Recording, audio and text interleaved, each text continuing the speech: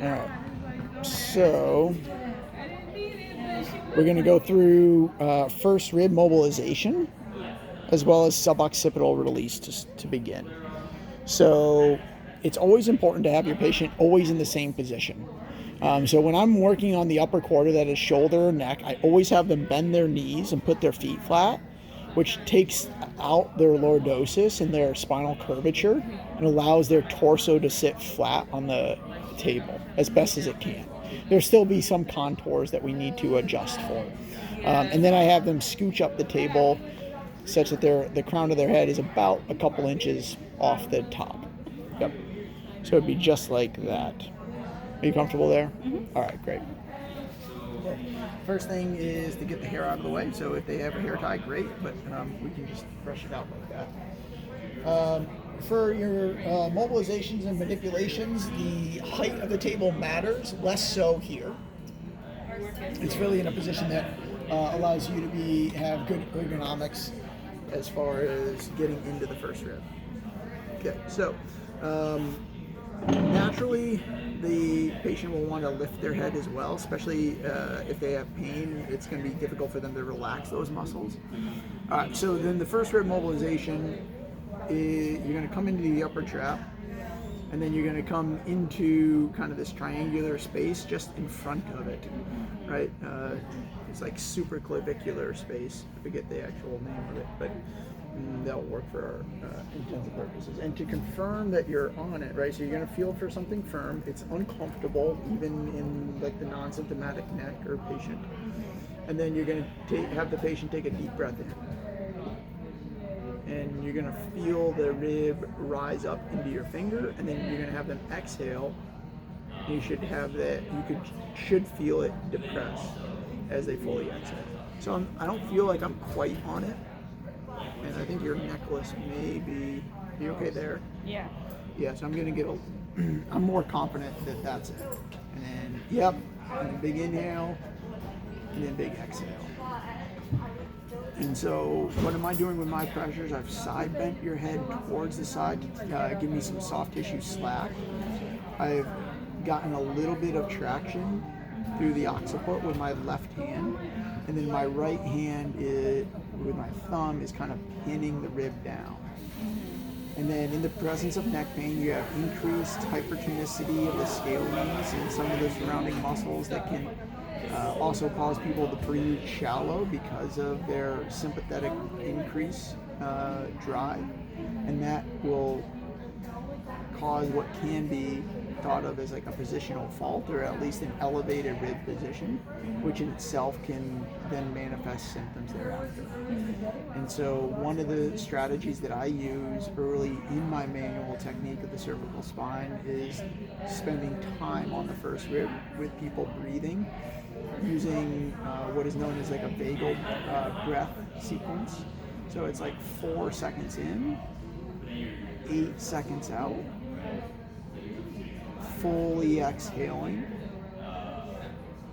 and then there can be a 7-second hold on the exhale, and then you'll have the patient kind of sequence that 4, 7, 8 over the course of about 2 minutes. Depending on the patient and where their CNS is, it will take shorter or longer. But oftentimes what you find is that people, they hold their head up a little bit, and then they also don't fully exhale. They're consistently in an inhalated state, which makes it difficult, and you won't feel the rib kind of depressed away from your thumb. Mm-hmm. Simultaneously, human biology is sensitive to contrasts in pressure. So what does that mean for my mobilization here is like, once my clock hits 2 minutes, I'm going to spend another 15 seconds there. And as they continue to breathe, I'm just going to like slowly reduce my pressures such that it's not a stark contrast from like this and then immediately coming off. Because then you have the residual like symptoms of the pressure that emanate from it. But if you ease off of it, there's less of that contrast, and it leads to a more comfortable experience. One of the reasons why I like to do this before I do any joint mobilization, right? So the muscle spindle, right, and the what they call it gain, the amount of tone that's existing within the muscles themselves around the neck, can predispose them to like rapidly catching.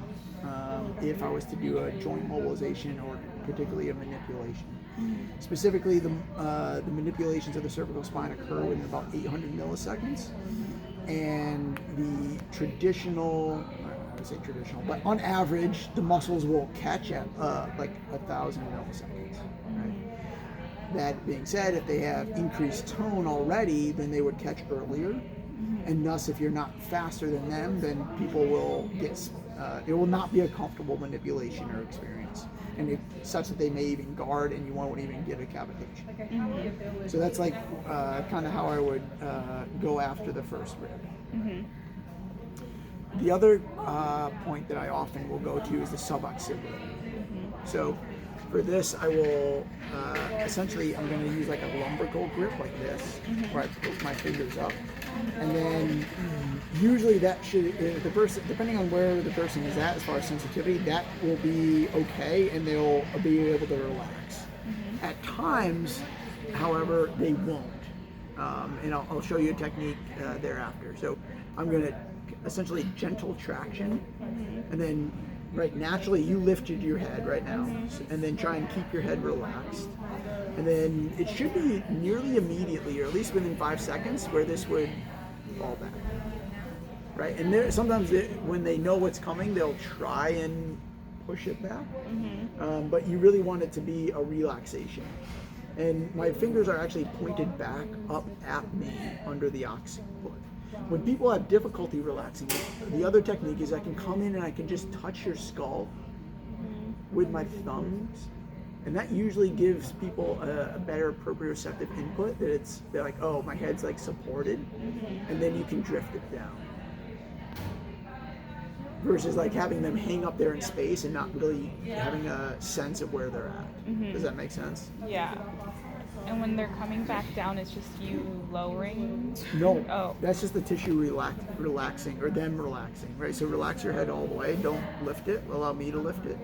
So I lift you up. Yeah, you still lifted it, but that's okay. And then give me the full weight of your head. Make it as heavy as you can. There you go. That's pretty good. And then if I just, right, I'm not lowering you. That's just the tissues relaxing and you relaxing. And so when they get into that, when that happens within 5 seconds, I know that we're in a good place, that we could otherwise get into the joint as well, particularly the upper cervical spine. So that is how I would, those are the two techniques that I usually go through almost unanimously, depending in the cases where people really just have a facet block, and they're not having the muscle spasm on top of that. The other thing that I will also do, particularly when your individuals are having a lot of tension in the upper cervical spine, is I'll do a little bit of a traction, and then I'll teach them to, and I did it with the patient this morning, where I asked her to look between her knees, right? And just by doing that small chin tuck, and unintentionally so, right? All I cued you was your ocular movements, but that was sufficient to create an engagement of your deep neck flexors. And because of the reciprocal inhibition that exists between the deep neck flexors and your suboccipitals, we got a lot more capital flexion. And then if I was to do it, I don't do this with everyone, but oftentimes it's beneficial if you can coach them into it once they got the chin tuck, right? So I would even encourage you to now, not only with the ocular movements, but also with your chin, add in the chin tuck. And if you bring your tongue to the roof of your mouth, right, that can also help to facilitate the amount of recruitment of the deep neck flexors, which will further enhance the inhibition on the other side of the cervical spine, that is the back. And then if you want to do a contract relax here, right, so I'm going to take the palm of this hand and kind of block your forehead, right, and almost like additional overpressure. And then all I want you to do is look up at my palm. And then I want you to try and extend your head back towards my palm. Just very lightly. Hold that for 5 seconds. And then look back down between the knees, and we go a little bit further into it. And then from my fingers back here, go ahead and look up at my hand, and then using those muscles just under my fingertips, extend your neck as if you're going to look up towards me. And then relax, and then you go deeper into it.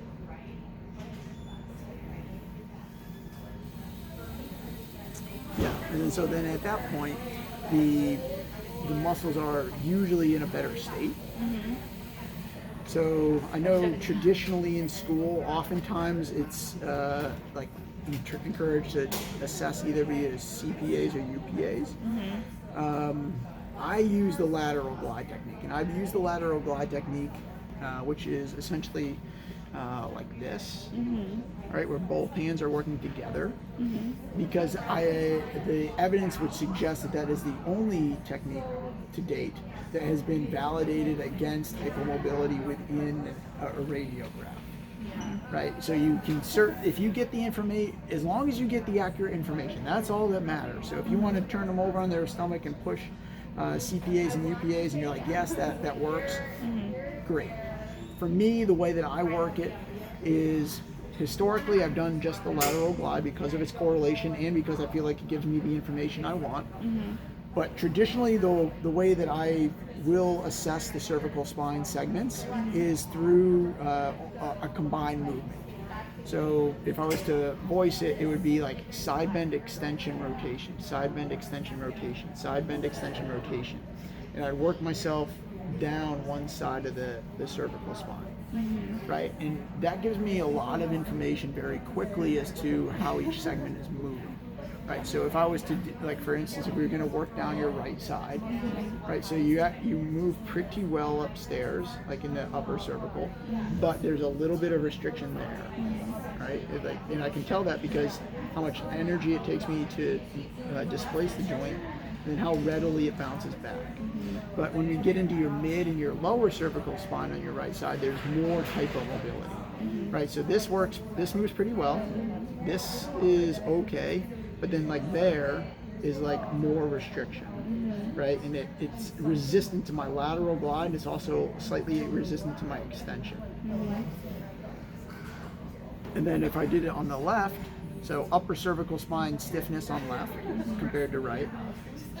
And then you can even see like the SCM kind of pops out a little bit as a reflexive response to the nociceptive input of my pressure. Yeah, so left side definitely more symptomatic and hypomobile relative to the right. There's some segments on the right that move pretty well, but then there's others that don't. But the motion, irrespective of what your tissue is right now, the motion, I use it almost like I don't know. I think imagine like Michael Jackson, like the moonwalk, right? So I'm like essentially just, and for the patient standpoint, usually it's, depending on how much pain they're in, is usually pretty comfortable, right? But I'm getting all the information, and then it allows me to kind of go right into my modes. Okay. Sounds good. Your turn? Yeah.